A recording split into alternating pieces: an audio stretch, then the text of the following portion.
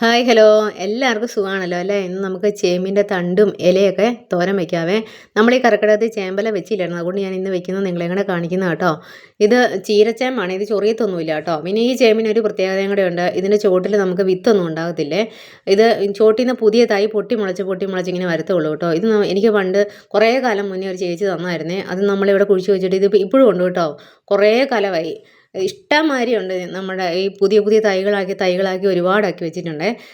അപ്പൂന് ഇതൊക്കെ ചെയ്യാൻ ഭയങ്കര ഇഷ്ടമാണല്ലോ, അതുകൊണ്ട് അതിന് നമുക്ക് തൈയൊക്കെ ഇങ്ങനെ പോകാതെ ഇപ്പോഴും ഉണ്ട് കേട്ടോ. പിന്നെ ഇതിൻ്റെ താളിൻ്റെ പുറത്തെ ഈ തൊലി പോലത്തെ സാധനം നമ്മളിങ്ങനെ വലിച്ചു കളയുവേ. അത് കളഞ്ഞില്ലെങ്കിലും കുഴപ്പമില്ല എന്നൊക്കെ പറയും, പക്ഷേ ഞാനിത് കളയാറുണ്ട് കേട്ടോ.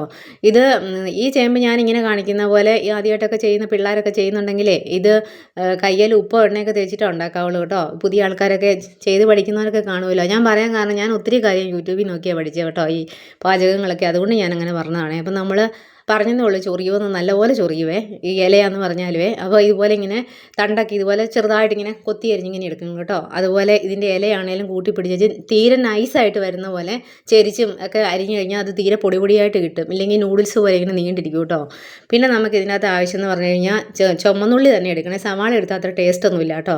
പിന്നെ കാന്താരിമുളക് ഉണ്ടെങ്കിൽ അതാണ് നല്ല, ഇല്ലേ പച്ചമുളക് മതിയേ. പിന്നെ ഒരു പീസ് ഇഞ്ചി ഉറപ്പായിട്ട് ഇടുന്നതാണ് കേട്ടോ നല്ലത്. അത് ചെറുതായിട്ട് അരിഞ്ഞെടുക്കണേ. പിന്നെ കാന്താരിമുളകൊക്കെ എടുക്കുമ്പോൾ സൂക്ഷിക്കണം, കൈ പുകയാതെയൊക്കെ ശ്രദ്ധിക്കണം കേട്ടോ.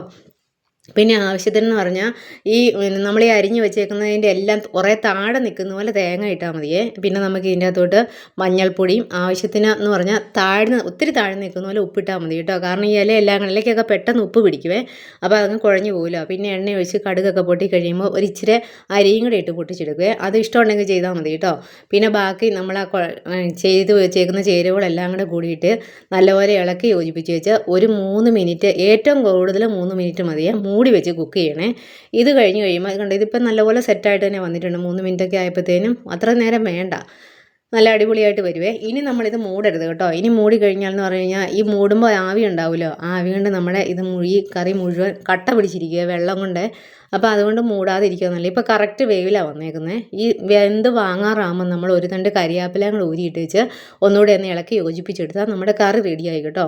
ഇത്ര പച്ചക്കറിയാപ്പില ഉണ്ട് ഇട്ടാൽ മതി, ഇല്ലെങ്കിൽ വേറൊരു ടേസ്റ്റ് വരുവേ. അപ്പം എല്ലാവരും ഉണ്ടാക്കിയൊക്കെ നോക്കണേ. ഇഷ്ടപ്പെട്ടാൽ ലൈക്ക് ഷെയറും സബ്സ്ക്രൈബും ഒക്കെ ചെയ്ത് കമൻറ്റൊക്കെ ഇട്ട് സപ്പോർട്ടൊക്കെ ചെയ്യണം കേട്ടോ.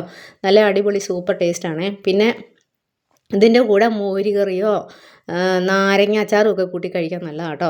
എല്ലാവരും ഉണ്ടാക്കി കഴിച്ചൊക്കെ നോക്കി അഭിപ്രായങ്ങളൊക്കെ പറയണേ. വീണ്ടും കാണാം, ബൈ.